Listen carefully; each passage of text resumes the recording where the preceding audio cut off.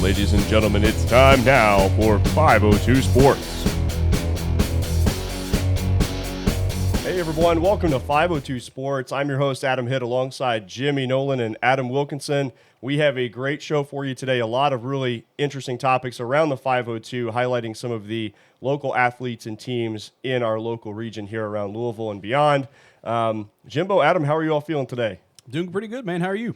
I am good. I'm just glad to kind of have you guys back in the studio. We're looking to talk about a lot of 502 sports this year and highlighting some of these incredible athletes across the board that are doing some really cool things here in Louisville. So, Adam, what about you? I'm doing great. College basketball tournament time, so not a better time of the year. I know it. I'm ready to get started. There's actually, obviously, UK plays later today. We're going to talk a little bit about U of L and UK here in our 502 Sports weekly update here. But first off, I really wanted to kind of shout out to really a 502 Sports super fan, Josh Stiles down in Bowling Green. He's a good friend of ours, good friend of the show, and he just actually went through a surgery. So shout out to Josh. Hope you're doing well, buddy. And hope you're listening to the show because we could use your support. Heck yeah, I miss you, Big Stack. Yep, glad you're doing well. All right, guys. So really, I wanted to start off today by talking about a couple, very local topics here to us in Louisville. One is the Bellarmine wrestling team. This was a really cool story. Yeah. It is the first year that Bellarmine has been eligible in all sports for Division I championships, and we had two wrestlers from Bellarmine who are actually competed in the D1 wrestling championships this year. What do you guys think about that? Oh, it's just a really cool story, man. The first time that they're eligible to, like you said, to compete for the national championship, and they sent two guys from a couple different weight classes, representing Bellarmine, and I couldn't be happier for each of them. No, same, kind of echo the same thing. They're very proud of them, and I think Bellarmine University is well deserved of having a couple guys go there. Yeah, hopefully it's it'll turn into something more. They can start becoming a nationally known for being competitive wrestlers for sure. Absolutely. Yeah, they've got a great history, in the lower divisions of being a kind of a power in wrestling, and so this was a great showing. Obviously, Devan Hendricks qualified for the NCAA tournament. The NCAA championship for wrestling by winning the Southern Conference championship, and he is in the 184-pound weight class. And then they also had AJ Rallo, who qualified in 141-pound as an at-large bid from the Southern Conference as well. So those two guys, really, big shout out to them for making this tournament and for Bellarmine to really have these two guys to represent the university. Yeah, and a feel-good story, too, for the city. Hendricks had an undefeated season. That was absolutely fantastic to see. And Rallo, earning his at-large bid is, something to be very, very proud of. And those guys represented Louisville the best way that they could. Congratulations to both of them. Yeah, absolutely. Congratulations to both of them. Was it a little bit bad luck with was it Hendricks having to go against the reigning champion? I think that was Rallo. Oh, Rallo. Yeah, Rallo had to go against. In the first round, he draws the defending national champion. A little bit of bad luck 141, there. But hey, you can't pick your opponents at this point. You just got to go against whoever's in front of you, do the best you can, and congratulations to him on the achievement of getting there. I know, he had dreams and aspirations of a deeper run, but at the same time, it's still a remarkable story. Yeah, absolutely, guys. And then the other side here, so we want to talk a little bit about Spalding University athletics too, because there's a lot happening. Even though, we talk about the difference between D1, D2, D3, Spalding is a D3 school, so they're competing in the D3 national championships. So really wanted to share another 502 sports story. Eryn Rataiczak is a freshman pole vaulter at Spalding University. She actually went to Eastern High School, so she's a local graduate here from Eastern High School, so go Eagles. But she qualified and competed last week in the D3 Indoor Track and Field Championships in pole vaulting. Really represented the Spalding University really well. A couple big pieces here. She is the first ever women's track and field qualifier for Spalding, and that's a really big accomplishment for them and for Eryn to kind of have that recognition and qualifying as a freshman for the D3 national championships. Yeah, we got couple more years to look forward to see what she can do and improve on her 20th place finish at nationals. And I expect, big things from her, as I'm sure she does too. This was just the tip of the iceberg. This is the beginning. She's got 3 more years to get better and improve, and we'll be rooting for her. Yeah, I'm looking forward to it as well. I think she qualified maybe with the personal best with, it was a 3.77 meter jump, Right. which is Oh, wow. great for her. Yeah. So yeah, only good things to keep coming for her in the next few years. Yeah, and that was actually a school record as well. The 3.77 meters was a Spalding school record, along with her being the first ever women's track and field competitor in the D3 championship for Spalding. So really a huge shout out to Eryn, Devan, and AJ for their NCAA championship appearances, representing the 502 and representing Bellarmine and Spalding. Definitely people to watch here as we look forward, especially Eryn, as she's a freshman at Spalding. Looking forward to see how she does in the next couple years. Yep. Yeah, absolutely. All right, guys. We want to transition now to the Louisville Cardinals track and field. So they actually had 3 competitors in this past week's D1 NCAA track and field championships. We had KJ Byrd from the heptathlon, Natalie, Lark in pole vault, and Jayden Ulrich in shot put. So 3 really big opportunities for the Cards to have some competition here and make it to the championships. What did you guys see, and what did you think about those 3 competitors in the championships? Yeah, well, similar to Eryn at Spalding being a freshman, KJ Byrd also being a freshman qualifying for the heptathlon, Right. is crazy. I think he may have been the only freshman there in the NCAA championship that qualified for that. So congratulations to him. Well deserved. Well, and God, just to be good at so many different events. Right. I wish I had that kind of athletic ability when I was these kids' age. For those that don't know, the heptathlon, you're looking at the 100-meter hurdles, the high jump, the shot put, the 200-meter sprint, long jump, the javelin throw, and an 800-meter race. What is that?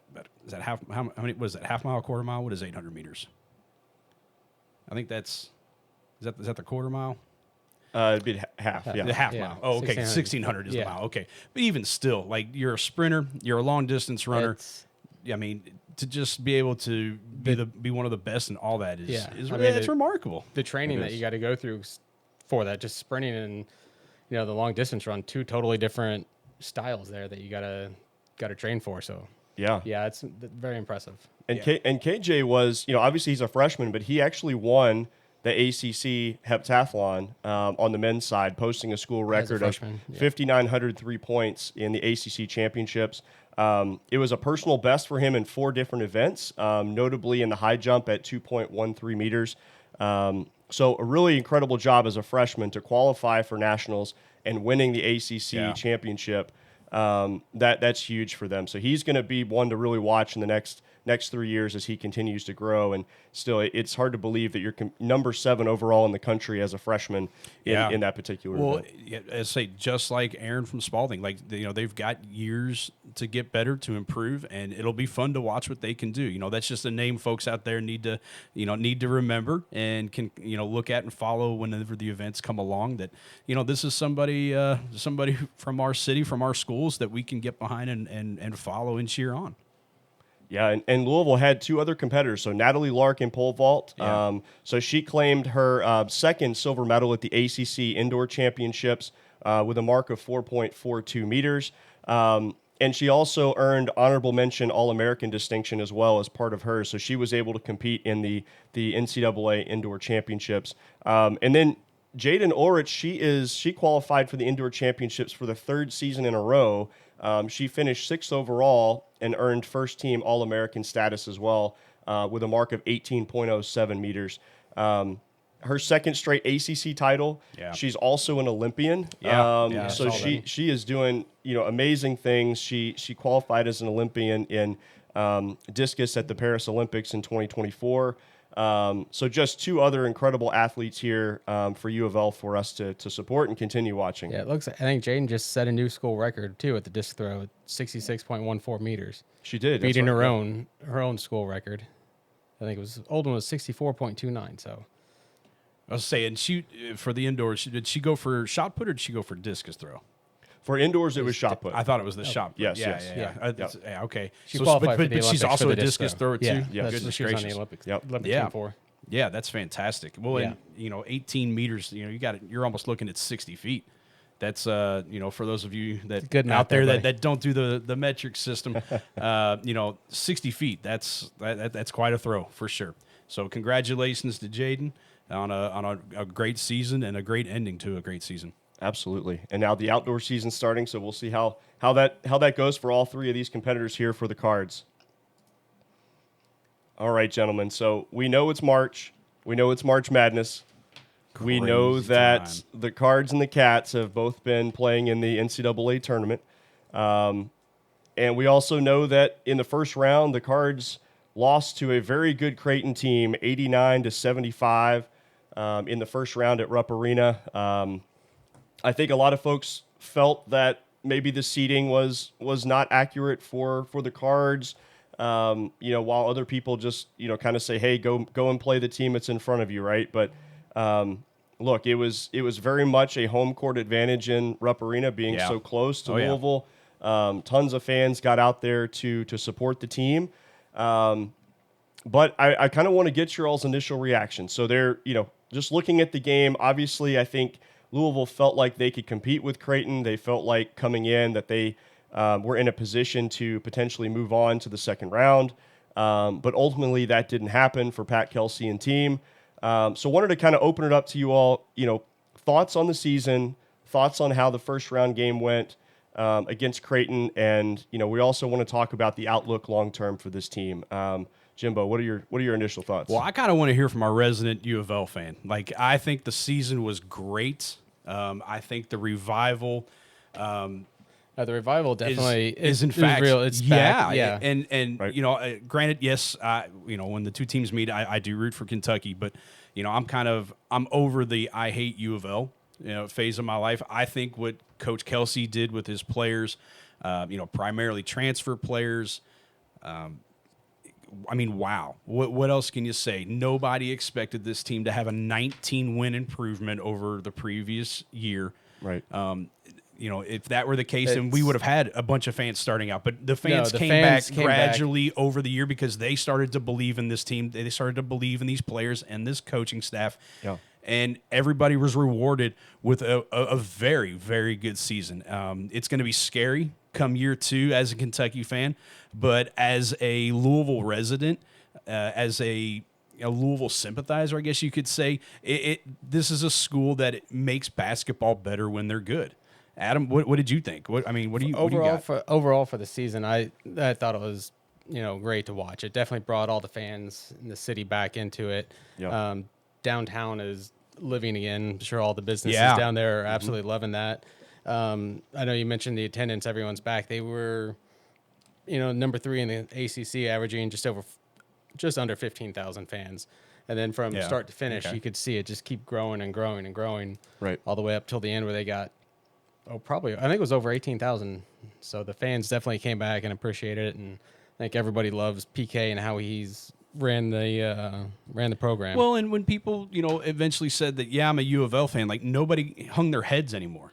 I'm a Louisville fan. Yeah. Kenny Payne's There's our no shame. coach. Right, exactly. Like, people stood up and they were happy to turn on Louisville. They had parties and get-togethers when Louisville was playing for the NCAA tournament and the conference championship. And it was just good to have that back. Like, that's what makes the rivalry great. Yes, I like, you like it when your team wins, but after a while, the blowouts just aren't fun. No, like it's hard to it's watch. not competitive, right? No. I'm sure most U of L fans during at least the end of the KP run were turning off the game at halftime if they even turned it on at all. How many U of L games did you miss when KP was coach? Sorry, Kenny Payne. When I don't know if you could say he missed any, but it wouldn't pay attention. It was just more on in the background. Oh, as a okay. So distraction. you still had it on. I still had You it on. Still had it on. Okay. But I didn't pay attention to it. Kind of Yeah. resigned to the result before the game. Yeah. Like when did you stop getting mad? When you were just like, yeah, that sounds about right. We're down 20. Oh well. after they lost to Bellarmine the first in his Oh, first, yeah, that was bad. I knew that was not to take anything away from Bellarmine because they were a great team. Okay, and sure, yeah. Scott Davenport is one of the best coaches Hall there of is. Fame, for sure. Legend, yeah. Absolutely. But you could just see the way they were interacting and lack of communication, and it was all about or all about yourself. Okay. And Yeah. not really playing for the team as much as playing for myself. Not Yeah. really caring. Yeah. I don't know. And the lack of effort. Yeah. Oh, yeah. That, mean, that was evident. yeah. That's a big difference between last year's team and the year before and Yeah. this year's team. And I think, anybody can see that. Louisville fans, one of their big, you can say if they're giving the effort and they're trying, they'll watch and they'll care. Well, but when you stop trying absolutely. and you're not putting the effort in, Yes. Right. as a fan, why should you take your time to watch it if they're Well, not yeah, gonna care? And spend your money. Exactly. Yeah, these tickets aren't cheap, but you know what? That's the one thing about U of L fans. Like, if you put in the effort, if you're diving on the floor getting the ball, and you guys, you get beat. Yeah, it happens. You're gonna get beat. You're not gonna win every single game. Right. But if the effort's not there, if you're lollygagging down to first base, if you're lollygagging down the court, then why should they turn out and cheer for you? Why should they get loud if you're not going to try your hardest? Yeah. Why are they going to renew their season tickets? Yeah. Right. It's like you could tell earlier this year when they played Tennessee and got blown out by 20, but they were still trying. They were giving the effort for the entire 40 minutes. There was no quit. Yeah. They just got That was manhandled by a better team. First Yeah. couple games of the year, It was, right? I think second or third Okay. game of the year, and they were just much more physical than what Sure. we were. And Yeah. I do think part of it is, Well, and they were still is- coming together. They were still coming together. Yeah. And as experienced as our team was, a lot of them may not have played in big environments like that with large crowds. Yeah. Maybe once or twice, but not on an annual basis, like every game here. On a So game-by-game basis, yeah, I think Yeah. that also took a few games to get used to as well. So they may have started out the year better on the road than they did at home, but once they got acclimated to it, they started playing a lot better at home. Yeah, and I know we're all happy that that the talent level, that the playing level, the results are back to what we're accustomed to at Louisville. We hope that Louisville keeps it going. Yeah, Absolutely. I have no doubt that they will, and what they potentially have coming back, I think they could have one of the best front courts in the country. Yeah, and they could if everybody stays. 'Cause Absolutely. you got Hadley can come back another year. Pryor's coming back. Then you got Ali Khalifa, who's redshirted, and I think he came in close to 300 pounds, and he's down to 250, and probably put on close to 20 pounds of muscle. It's Oh man, I need to talk to that nutritionist. There you go. he's. I mean, it's a night and day difference. Yeah, well, yeah. I saw, but it's unbelievable the transformation that he's had. What'd you think about the first round game? Like The against game Creighton, itself, like, did Creighton they- played really well. Yeah. They could have beaten probably 80% of the teams that day. Oh, if not yeah. more. Oh, yeah. Like that may have been the best game they played all year. Most complete offensive, defensively, and they had a great defensive game plan. Took Louisville away from what they wanted to do, getting some good quality threes, and didn't let them have anything in the paint. Their center, 7-foot center, he's a rim defender for sure. So Kalkbrenner, he's taking everything away. He definitely changed and altered some shots and just dribble drives, and he shut down a lot of driving lanes. And then defensively, it looked like Louisville made a conscientious effort to deny him entry passes and to Right. not let him go off. And then that opened the door for Ashworth and Neal to just blow up. Yeah. Creighton was giving Louisville is not something they've done all year. They were letting have all the mid-range shots they wanted, and that's not something. I think that kind of goes more against how PK likes to run his offense. Is get some good quality look threes, also in volume, and then anything by the rim. But mid-range shots, and really in the game of college basketball is really going away. But that's what they were giving Louisville, and they didn't have a good answer for that. Well, and I saw a couple stats. Creighton gives up the least fouls, the least amount of any team in college basketball. 9 fouls a game is not what they averaged. Louisville took 8 foul shots. Creighton took 21 foul shots. Now, granted, I'm not saying that's the reason Louisville lost, but man, when you can send a team to the charity stripe 8 times and you get to go 21 times, huge advantage for you. Huge advantage. Yeah. So, absolutely. yeah, I think you're right. I think that they definitely had a great game plan, and they had players that just couldn't miss. Yeah. They couldn't miss. Neal, I don't think they had another guy there number 3 option went for 30 points. I don't remember his name off the top of my head. Yeah, one of the things, and I want to see if you guys agree with this or not, but there was a stretch in the first half where Creighton went on a 12-0 run and really created the separation, for the rest of the game for the most part. What I saw during that period is Louisville stopped running their offense. For a period in the first half, they were one-on-one. Someone was driving to the basket, right? Terrence Edwards Jr., there were multiple occasions where he tried to go in on the 7-footer and try to take it one-on-one to the rim. Yeah. They missed layups over and over. They just got away from running their offense. And I think that really hurt them in the first half. They started to get down by 12, that 12-point run by Creighton really set them up for the whole game. And Louisville didn't help themselves at that point in the matchup by just not running their offense. It just felt like at one point they didn't really know what to do, and it was kind of a one-on-one game. But I did see Terrence Edwards Jr. do that a couple times where he just tried to take it inside on his own, and they missed a layup, and then come down the other side. Creighton hits a 3. Yeah. All of a sudden it's a 12-0 run, and it completely changed the whole. Yeah, Creighton did a good job on the defensive boards, not letting Louisville get a lot of offense rebounds, which throughout the year they've been really good at doing. Yeah. Like Chucky as well would drive. He hit a couple of mid-range shots, got a couple layups, but when he did miss, they were, Creighton got the rebound and pushed it, or they didn't necessarily kick it out for an open 3. They were a little timid, it seemed like. Well, and I also thought Creighton did a good job. I don't know if they confused Louisville or Louisville didn't do such a good job communicating, but there were a lot of open 3 looks by Creighton, and they were just simple curl around the screener. Great screens. And either Louisville didn't communicate that they were going to switch or they were going to stay man-on-man, but coming around those screens, your Creighton shooters wide open. Yeah. A lot of times they went in, a few times they didn't, but it wasn't like a 1 or 2. There was probably 5 or 6 different times. Wide open 3s. Yeah. Yep. I think it was more of a lack of communication, or maybe not good communication, because throughout the year, Chucky and Terrence Edwards been fighting over screens like crazy. No, we had never seen that. No. Or seldom seen that, especially for the whole game. Yeah. Right. Credit to Creighton. Maybe there was a few moving screens, illegal screens that didn't get called, but hey, if it's not called, it's not a foul.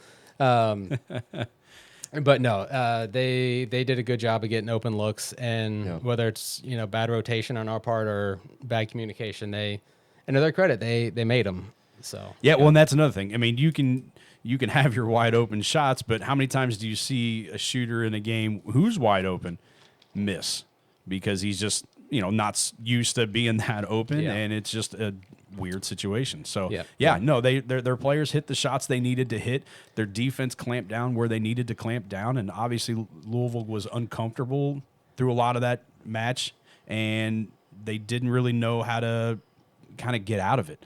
Or when they did, Creighton just kept responding with a 3 or an easy look from Kalkbrenner inside. Yeah. So Creighton played well, and I hate to see it for Louisville that way, because that's not how their season. I didn't feel like they got what they earned, but you still got to go out and play the game. Are you talking about the seeding? They didn't get what they earned, or yeah, I think so. I definitely don't think they got what they earned. Their season was much better than an 8 seed. Yeah, I think we can all agree they did not deserve to be in the 8-9 matchup. But you still got to win the games who you're matched up against. Sure, sure. But I was telling you, Adam, that yes, Louisville didn't get the great seed, but if anybody should be upset about it, it should have been Auburn. Because here they are potentially having to play the number 10 team in the country in the second round. And they're the number 1 overall. Which I would absolutely have a gripe on that. Yeah. I would too. I'm the number 1 overall. How am I playing the number 10 team possibly in the second round? Shouldn't that at least go to a different number 1 seed? Like, come on. I should have gotten a little love from the committee, but it didn't work out that way. Louisville unfortunately fell short that game. Creighton advances, and as of this broadcast now, we know that Auburn was able to dispatch of Creighton. It wasn't easy for them. Creighton definitely gave them a fight, but in the end, fantastic season I guess that's what happens when you marry a U of L fan. I guess I'm kind of a U of L fan also now. It's just I'm happy they're back. I'm happy they're back, and it's better for basketball. It's better for the rivalry. Better for Louisville and Yes, the city and as a the whole. city And the as a state, whole. College basketball in general, it's much better when both Yeah. Louisville, Kentucky are better. Yeah, Or good. they have one of those programs Yeah. where if they're better, then the product is better. Yeah. Yeah. I couldn't agree more. So no, I'm looking forward to next year and then the years to come with PK. He's going to do some great things. So I'm going to leave you guys with one final stat here for the Creighton U of L game. Yeah. Louisville only had 10 assists in that game. Yeah. Yeah. So Creighton really shut them down offensively. Obviously, Creighton was getting all of these great screens, open shots. Louisville wasn't fighting through those defensively. But on the offensive end, to only have 10 assists in the game, it really just shows that Louisville got pushed into playing Creighton style. They got away from their offense, and it just completely changed the game for them. That's probably the fewest they had all year, but Yeah. credit goes to Creighton there for taking them out of their game plan and forcing them into that. Well, yeah, and if you have the mindset of what we're doing isn't working, let me try and get a basket, and Right. Yep. there you go. There's your dribble drive when they're not used to doing it. There's your lack of assists, and unfortunately, it was the demise. Yeah, absolutely. And I think we actually ran a poll on social media, and just this is a plug to follow 502 Sports on all of your social Yes, platforms. But we ran a poll. We asked fans if this season was a success for the Cards in men's basketball, and 90% of the respondents in that poll said yes, it was a success, even losing in the first round. So, Adam, I wanted to get your thoughts on, what are we defining as success this year? I think there were a lot of expectations on the team after how they performed in the ACC. How do you see this team this year from a success perspective? Again, I think this kind of goes more to individual, how you define it. Me personally, I thought it was definitely a success. Getting back to bringing Louisville basketball back into the picture, into relevance again. Right. Bringing the city, getting the fan base excited about it. His PK's first season, I definitely think exceeded anybody else's expectations. Yeah. What you could, what to expect. Well, you're looking at a team that hasn't been to the NCAA tournament in Since 2019. Yeah. They would have gone 2020, but that was canceled. Oh yeah. Yeah. Okay. Yeah. Okay. Well, But let's call it. Yeah. Let's give him credit for 2020 then. Yeah. Let's call it. Okay. Let's say 2020 good year, but even still, a team like Louisville not making the NCAA tournament for 4 and 5 years. Nah, that's unacceptable. Oh, and absolutely it is. But when you're looking at a team that has a 19-win difference over the previous year, the tournament be darned, this is us. We're back. We're now next year. I think you look at. I want more than to make it. I want to make noise in the tournament. Yeah. Well, the 19 wins, I think, also because there's not one person there from last year's team. I think everybody was brand new, so that goes back into the coaching. That's hard. Into PK style, getting players to want to come play for you. Unlike Kenny Payne he wasn't able to get the players to really buy into his. I don't know if anybody really knows what his coaching style philosophy was. Right. But when you can get... Same as Calipari's. Try to get the best players and let them take one-on-one and win games. At least Calipari doesn't get confused by a 2-3 zone. That's right. But no, PK, the 19 wins increase Yeah. is fantastic. And overall, I do think the season was a success. It's a bummer you didn't win a game in the NCAA tournament, but he also brought you to your first ever ACC championship game or even ACC semifinal. Right. Yeah. I think he and Denny Crum were only a couple coaches to get 25 wins in their first season. He didn't get him to the Final Four like Denny Crum did his first year, but that's why Denny Crum's in the Hall of Fame. It was a little different league, little different league back then too. Right. So, a little bit different, but you still had a lot of. Still getting to the Final Four doesn't matter what era it is. In the first year is pretty impressive. Yeah. Well, speaking of era, so we are in the era of NIL, transfer portal. U of L fans and Louisville Athletics have declared the Cards in a revival, right? With the way that the basketball team performed this year. With so much turnover, I know you mentioned, Adam. There's a lot of really good players coming in, like Mikhail Brown Jr., coming in to try to replace Chucky Hepburn next year. But it's incredibly difficult to put a team together year over year like this, whether it's from the portal, whether it's high school players coming in, or if you agree with Rick Pitino that he doesn't need high school players, that's a whole nother discussion. But I love the whole idea of the revival that Louisville's back, Pat Kelsey era has started, but it's incredibly difficult year over year, and I think we're going to see this in all the top programs across the country.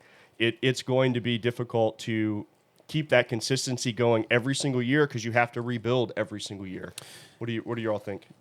Yeah, I think it's going to be a lot harder for your mid-major schools and your bottom of the tier Power 5 conference schools. Your perennial powerhouses are going to be the ones doing the poaching. So I kind of see for U of L and UK a little bit easier of a run with this NIL explosion until they can get it under wraps, get the transfer portal under wraps. Personally, I feel that once you commit to a school and to a coach, that you're there unless the coach gets fired or quits and goes to another school. Right. Then your players should be eligible to go in. But that's another argument and another discussion for another time. But yeah, it's tough to do with the players. And if you can get a high school kid at age 17 or 18 to come to your program, great, if that's what you want. Or you can wait 2 or 3 years until they're polished and go poach them from a mid-major school. Right. I think that's what Rick Pitino was alluding to when he said that he's not interested in the high school graduates to come to his program. Yeah. He may not be interested now, Yeah. but in 2 years when you're playing at, Washington or, in Oregon or any mid-major or any lower conference Power 5 school, you're going to get your exposure. You're going to get your playing time. You're going to develop your skills. And, then Rick Pitino will come calling if you fit his system. Mm-hmm. Yeah. When it comes to the high school recruiting, unless you're probably one of the top 25. A Cooper Flag. Yeah. Yeah. And you're most likely going to look more toward the transfer portal to get some experience. But you'll still have your really high-end top talent still come in and play. Well, and the kids play that game too. Yeah. Like they And know they know. that if they're not good enough to get into a Duke or a North Carolina, a Kansas, a Louisville, a Kentucky, then I'm going to go here. I'm going to get my 2 or 3 or 4 years of playing time, develop my skills, and then come, my redshirt senior year when I'm a grad student, I'm going to come for my payday.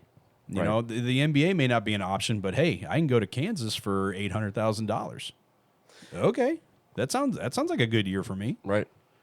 and and who can blame them? And if that's the system, if that's the way it is, how can you dissuade these student athletes not to do that? Yeah, you were talking about some of the lower level Power 5 teams. One of the Vanderbilt guards, I think it was less than 3 hours after Vandy went out of the tournament, he put his name into the transfer portal. Yeah, right. His quote was "No time to waste." Is it Well, and the coaches look at that. Of course, there's no time to waste. Karis, They're going to look at that and say, okay, yeah. If you're interested, I'll talk to you a little bit. Yeah. Well, and just one man's opinion, but I think that we're going to start seeing less and less of the Cinderella stories in the NCAA tournament because of the transfer portal.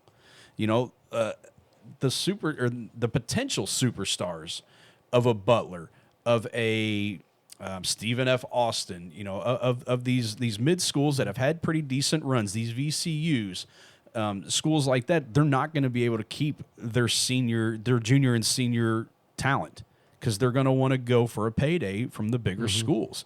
And I think that come tournament time, the experienced players are going to win out. And whenever you bring that experience to the big dogs, the Cinderella schools aren't going to have as much to fare. Now, I could be wrong. Like I said, it's one man's opinion, but in theory, it makes sense.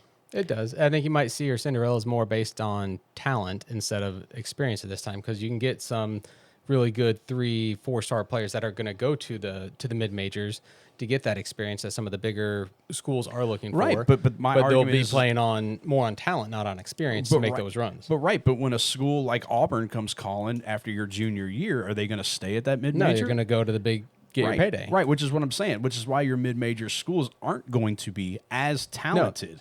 That's how you're gonna get your Cinderella stories. You're gonna get them the ones that will have a good talent. Oh, I see what you're saying. Yeah. Okay, so then your true Cinderella stories are going to be the guys that stay. No, you still might be freshmen, sophomores, but those are going to be your 3-4-star players that didn't go to an Auburn, to Louisville, Kentucky, Okay. out of high school. Okay. So they're going to play a couple years, then they'll make the run and then get the payday. Right. Going to the school after. I see what you're saying. Okay. Yeah. Okay. So there's an opportunity there for the younger players to make an impact, make a statement in the NCAA tournament, and then getting poached away from other I schools. think you'll But see that a lot more. Well, and the coaches too. yeah, and Yeah. the other thing that we could Going have from a McNeese State to NC State. yeah. Well, Dusty May, Yeah.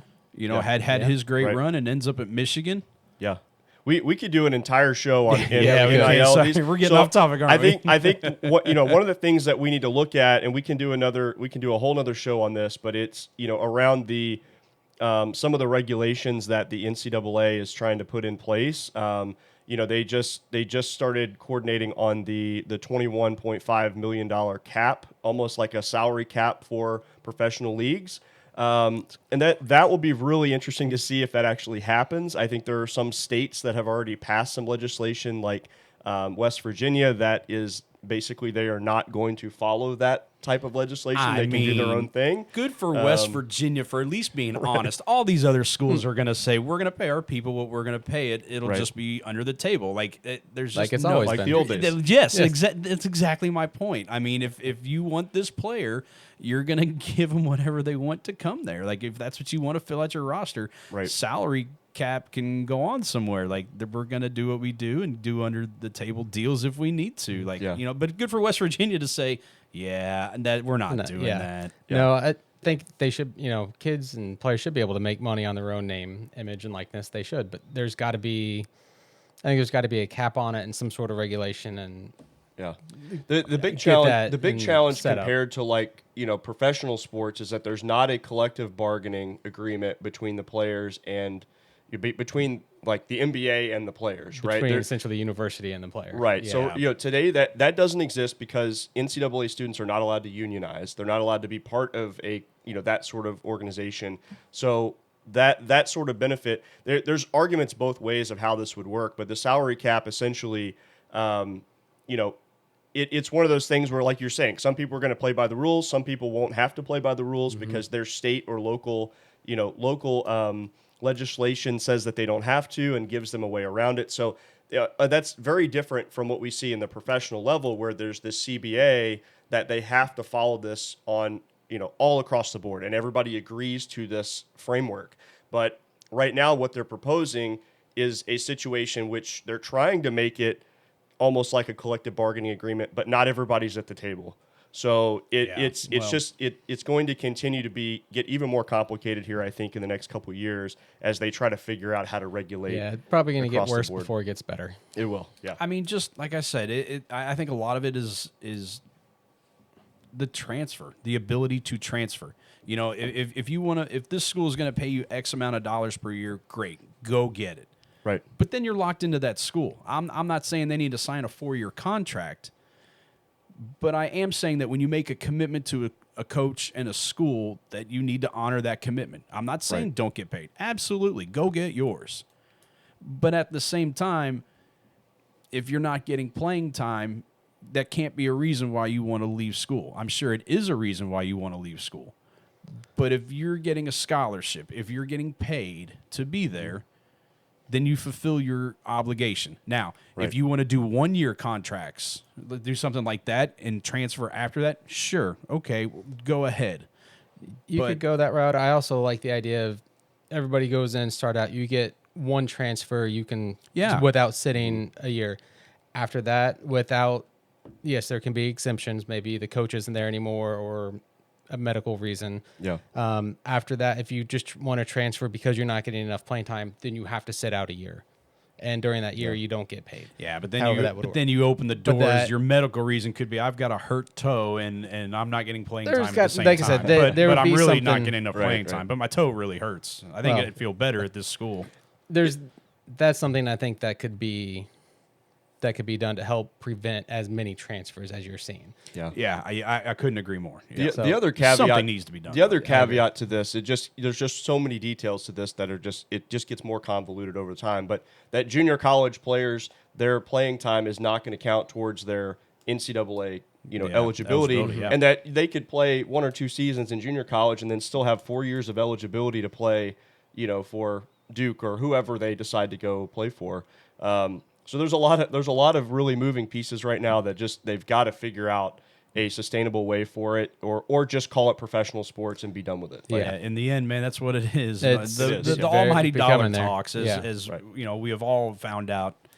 Money, money, money. That's what the NCAA. That's what a lot of these schools are putting first. Then you got to wonder, how does Title IX play into it, and dividing it equally between sports and money? If you kind of go with that collective bargaining agreement, Right? So then does each sports have to have this certain amount, get a certain percentage of, say you have the school has a $10 million NIL fund, so football maybe takes football, basketball take 30% of it, and that leaves the other 40% to be divided among the Olympic sports. Right. How does that play into it? Yeah. If at all? Well, there's a lot going on here. I think we got a little sidetracked just on the NIL and the transfer Easy to portal, do. but Yep, sorry about that.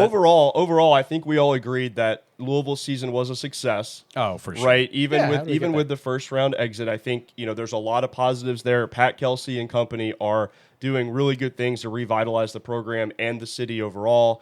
And frankly, the downtown area needs it. They need a packed Yum Center. They need all those restaurants and bars to be open. It helps the local economy every time there's a game day. Yeah, for sure. Yeah. So that's really big for Yeah, for me Louisville. personally, this is the first time in probably 6-7 years that I'm excited for. I can't wait until fall and winter Yeah. to get back here for basketball. So I'm very excited about it. Well, and year round. I mean, when you've got football coming up and then basketball rolling right into it, it is exciting times for the University of Louisville. Yeah, until one of your coaches gets poached away by a bigger, better school, right, that has more money.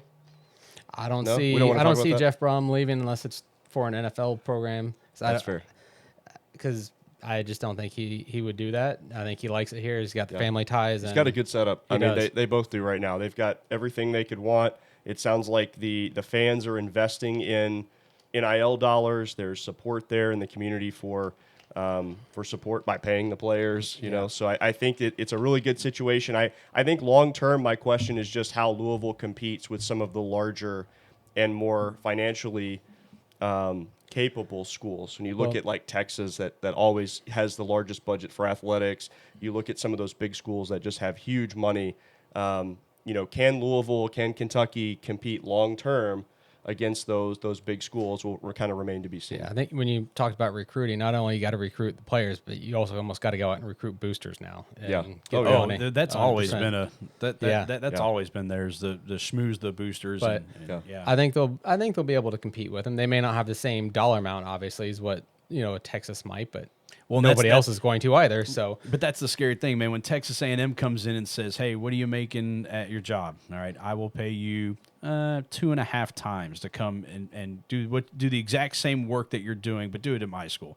Right. That's hard to turn down. it is. It's about the money, or you can play here where the fans are going to show up day in and day out and care about it, and come in and support you 100%. You're not going to get the same support for Texas A&M basketball as you do at Louisville or Kentucky basketball. Yeah. Well, That's not going to be there. Yeah. And basketball is number one here. For Texas this- A&M, it's football. Basketball players, students, fans, if they saw them out, they wouldn't know who they are. I guarantee you most fans here will know almost every Louisville, Kentucky player out if they saw them. Yeah, why is that backwards in this state? Why are we so Why is- gung-ho I think the other thing basketball is and why- not why so is everybody gung-ho else football? backwards? Right, it's the rest of the Yes. country that's backwards. The rest of the country is backwards. Kentucky is normal. You should preference basketball over football. Well, I don't see that happening. So basketball hoop in every driveway. You can drive by every city and town in Kentucky, and you will see a basketball hoop in every driveway. Yes, That's- and a bunch of kids out But playing. it's the money factor. It's the Yeah. football just generates so much more money, and winning cures all. That's a saying Right. for a Yep. reason. Winning cures all. If you want your coaches to stay, if you want your budgets to increase, if you want your boosters to give more and more and more, win. and not only win a lot of games, but win big games, win the televised games, win the ranked games, win the bowl games, get to the now college football playoff, and go deep. Right. Winning solves everything. Yeah. Yep. Guys, I think we kind of overran our time on the cards here a little bit, but I do want to get your all's prediction for the Illinois-Kentucky game that's coming up actually shortly after our show here. I think we'll just go around and kind of get your all's thoughts here on who's going to win that matchup. It should be really good. Two high-powered offenses. Kentucky is playing pretty well, but Illinois, the Illini, are also playing really well at the moment. So the number 3 seed Kentucky versus the number 6 seed Illinois Illini. So what do you guys think about that matchup and who's going to win? I think it's all going to come down to Kentucky's defense, which, for lack of a better term, has been mediocre at best this year. This is a team that can give up a lot of points. Yes, they can score. Just about every game is 75 points and over for Kentucky, but they can't stop you from scoring either. Right. You hate to harp on injuries, but they do have, 2 of their best players in Kirk Carissa and Jackson, both of them out for the year with injuries. Yes, other people have stepped up, but they're not as strong as they could be.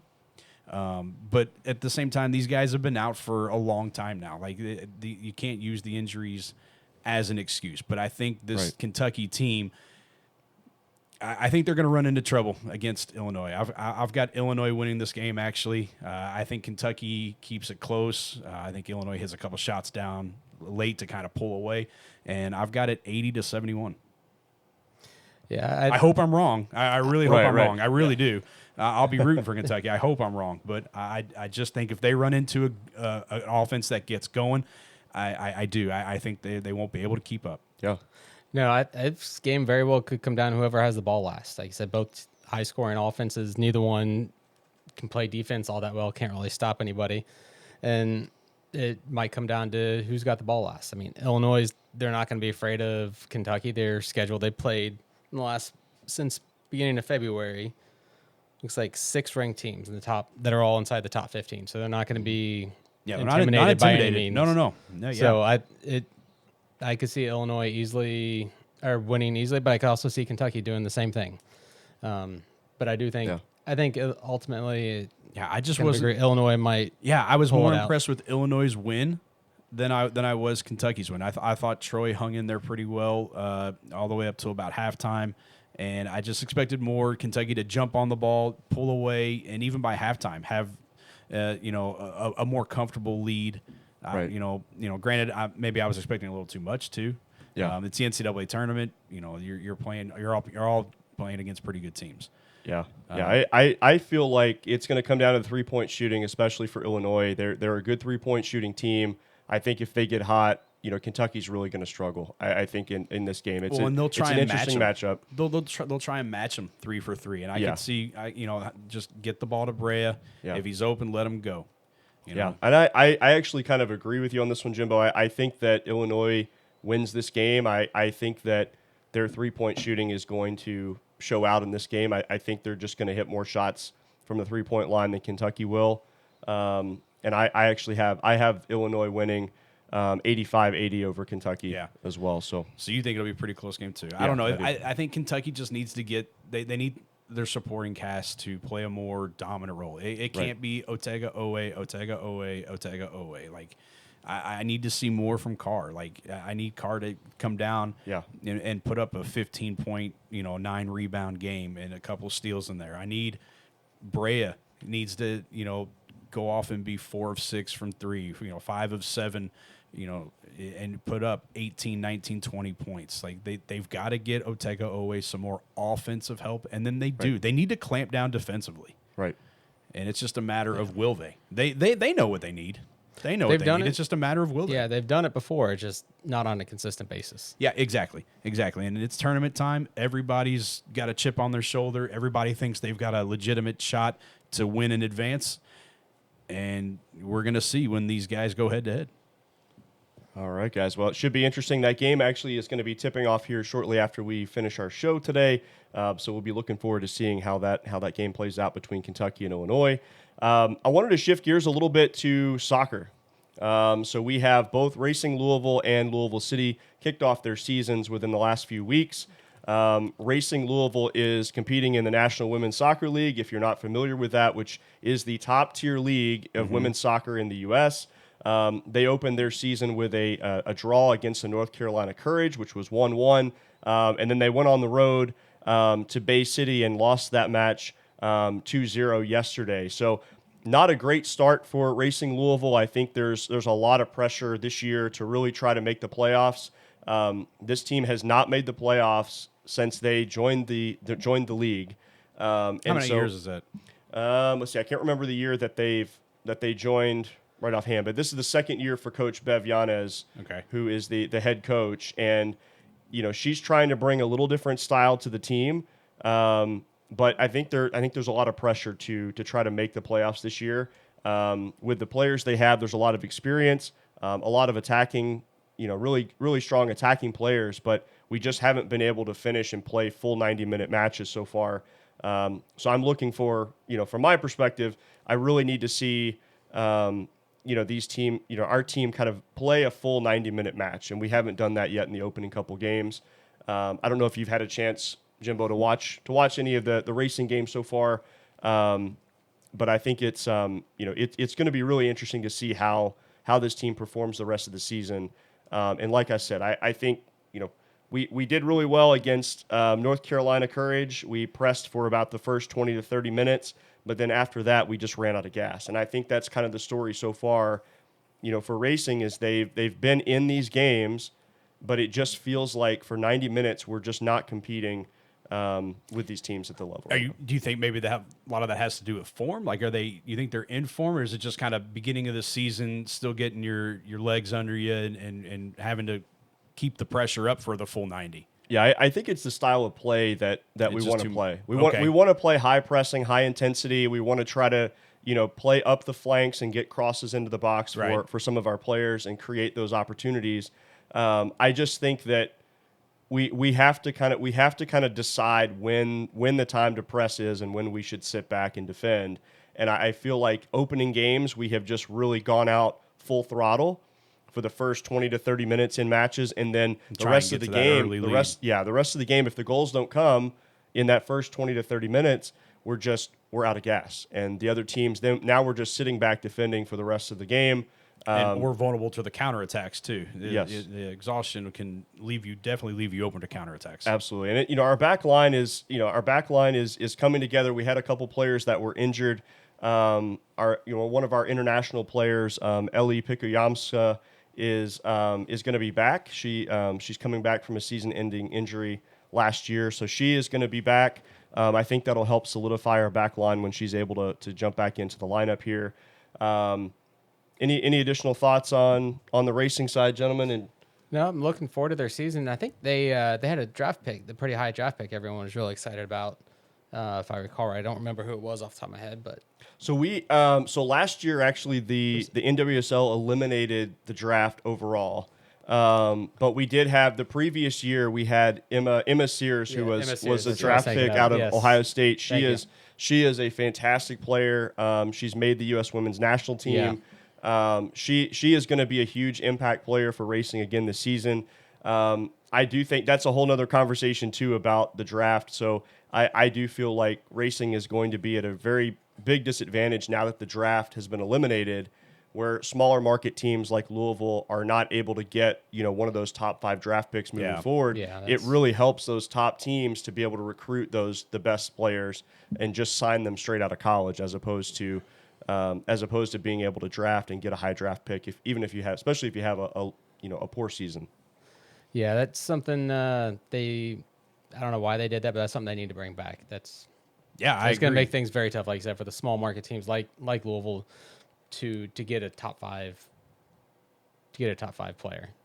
Yeah, absolutely. And well, guys, I know that there's a big matchup coming on April 12th. That's actually the Thunder over Louisville Day. They're going to be playing the Washington Spirit and Trinity Rodman, who is Dennis Rodman's daughter. Oh, yeah. So she's going to be in town for the Washington Spirit. That's going to be an exciting game because they're going to have the game, and then you can actually stay and watch Thunder after the game from Lynn Family Stadium. So really cool That'd be a opportunity great there. spot to watch Thunder from. Well, and just the games in general, like they're entertaining. They're great for the whole family. Absolutely. If you have time, get out to Lynn Yeah. Family Stadium.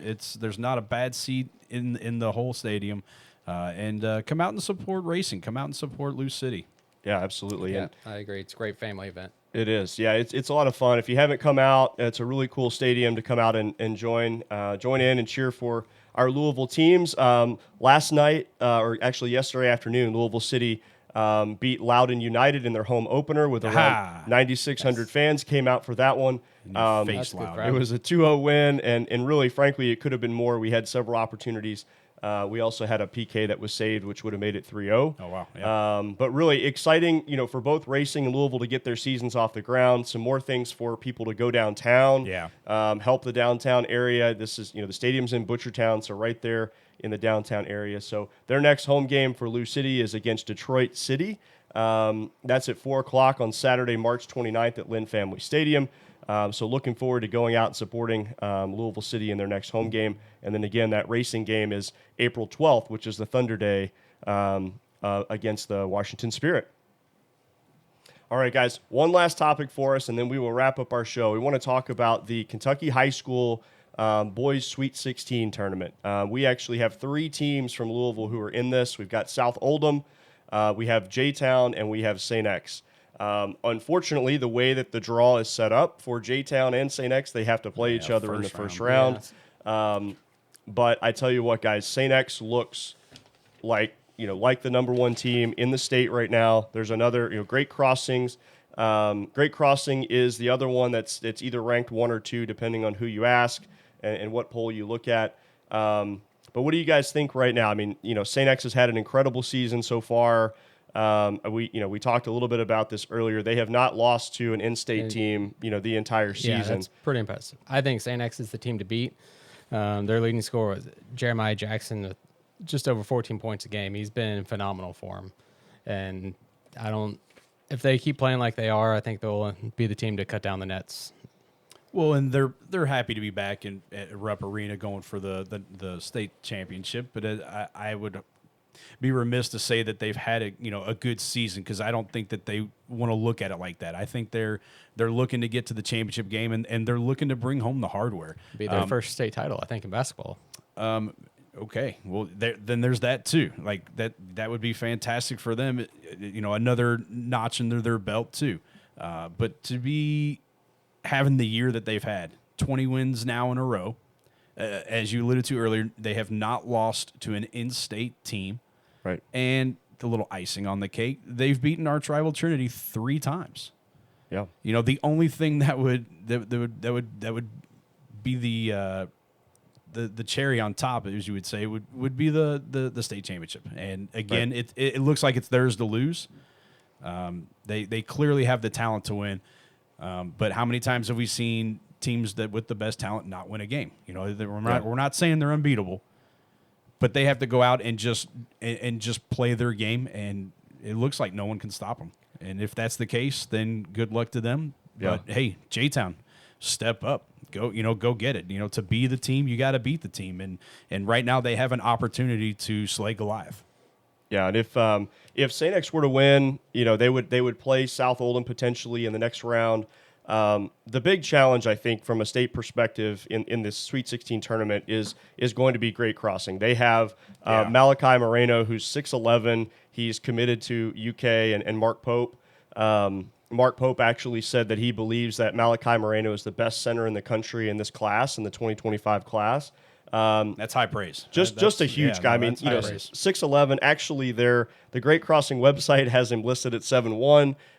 So maybe a little debate there. Maybe he's still growing. Who knows? But it will be really Depends on interesting. if he's wearing the Jordans or not. Yeah, exactly. Which convenience store are you leaving, sir? Yes, Let's exactly. get your but I think the big thing there is, how does someone defend against a guy who's 6'11" or 7'1", however tall he really is? St. X has a couple guys that are 6'8", 6'6", but it's a significant difference when you have a guy that's just that much taller than everybody else in the field. on the court and can just dominate, down low. He's a great post player. He can actually, he's got a great hook shot as well. Some of the recruits are talking about how he kind of a little old school with some of his hook shots, but it's the first time that St. X has made the state tournament in basketball since 1995. So it's definitely a big opportunity for St. X. I think they have the momentum right now, and not having lost to anybody in state is a huge benefit. They have been in some close games, but they've been able to pull it out, in the second half and pull away from some of those teams. Well, and talking about Great Crossing, I'd be remiss to say that X already has a win over Great Crossing this year. And from what I'm looking at, it wasn't that close either. 72-58. Right. That's a 14-point win. So it's not like if they do see Great Crossing at some point, they're going to be intimidated by the 7-foot center. Right. They obviously were able to handle them before. And why not again? Like, they'll have the belief, they know they can beat them, and they're going to have when you step onto a court against a team that you've already beaten before, it adds to your drive. Like, your confidence is through the roof. It does, but that was also back on December 15th, so lots changed since then. True, yes, true, but a win's a win. A win is a win, and it does give you the confidence. But And also, confidence is key. You get Great Crossing, that just gives them extra motivation because they've already beaten them once. Or lost to them once. They need to go out and prove, hey. Yeah, the revenge game. Yep. And then hopefully on St. X's side, don't let that stage get too big for them. Like I said, it's the first time since, 95? Yeah, they've made the state tournament, so got to play within yourself. Don't get overwhelmed by the stage that they're on. Yeah, well, those are the two, number 1 and number 2 teams in the state. The tournament kicks off, the Sweet 16 kicks off on Wednesday, March 26th. So this coming Wednesday, J-Town will be playing St. X at 1:30, and South Oldham will be playing Danville Christian at 6 p.m. Both of those games will be at Rupp Arena, and those games are all played at Rupp Arena all the way through the final as well. So really a cool opportunity to play at a historic venue like that. Yeah, for sure. All right, guys. Well, I tell you what, we've had a really good show. I think our first show that we've had in a while. Really appreciate you guys, jumping in the studio, talking about some really, really cool topics, especially our, local sports and local athletes that we have. Really want to shout out, to all of our social media platforms as well. Make sure that everybody is following us on 502 Sports. We're going to be posting a lot more content this year. We're also going to be doing potentially some giveaways later on this year as well. So a lot of things to kind of stay connected with 502 Sports online and all your socials. And drop us a line. Let us know what kind of things you want to talk about, what you want to hear on our next 502 Sports show. And we really appreciate you guys tuning in. Hope you have a good week starting tomorrow on Monday. And we'll see you guys in the next episode of 502 Sports. Yep. Sounds good. Thank you, guys.